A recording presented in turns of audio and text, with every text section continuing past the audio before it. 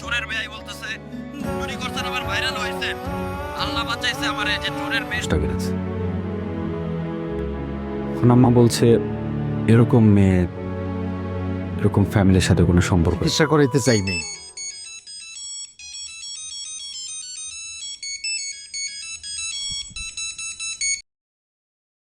Hello, আসসালামু আলাইকুম ভাইজান। আখের আবদার ভাইজান, আপনার যে একটা চোর, এই কথা আগে বলেন নাই কেন? আমি আমার আত্মীয় স্বজন সবাইরে আপনার মেয়ের ছবি দেখাইছি, সবাই এখন আমারে চোরের বেয়াই বলতেছে, চুরি করছেন আবার ভাইরাল হয়েছে। আল্লাহ বাঁচাইছে আমারে যে চোরের মেয়ের সাথে ছেলের বিয়ে দেই নাই। আর কোনোদিন কল দিবেন না। রাখেন। ভাইজান ভাইজান ভাইজান, হ্যালো হ্যালো ভাইজান, আমার কথাটা একটু শোনেন ভাইজান।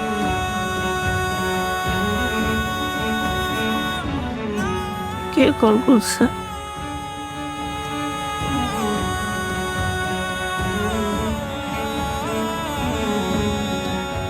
আমার মিলির বিয়া ভেঙে গেল।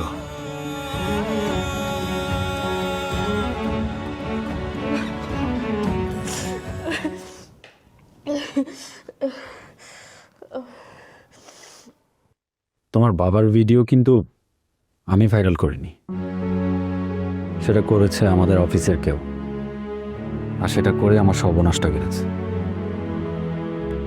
এখন আম্মা বলছে এরকম মেয়ে, এরকম ফ্যামিলির সাথে কোনো সম্পর্কই রাখবে না। মিঠা, আমি এখন এসব কথা শুনতে চাই না। এসব একটা কথা বলতে পারো? তুমি তো আব্বার সাথে সারাদিন অফিস করো,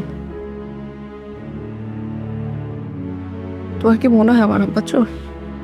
আমাদের জীবনে এমন কিছু সময় আসে যখন আমাদেরকে তথ্য প্রমাণ এইসবের উপর নির্ভর করতে হয়, আর তখন পৃথিবীর সবচেয়ে অনেস্ট মানুষটাও ডিসঅনেস্ট হয়ে যেতে পারে। আব্বার চাকরিটা চলে গেল, মা অসুস্থ, জীবনটা কেমন এক মুহূর্তে অচেনা হয়ে গেল না মিঠু? দিদি, সরি।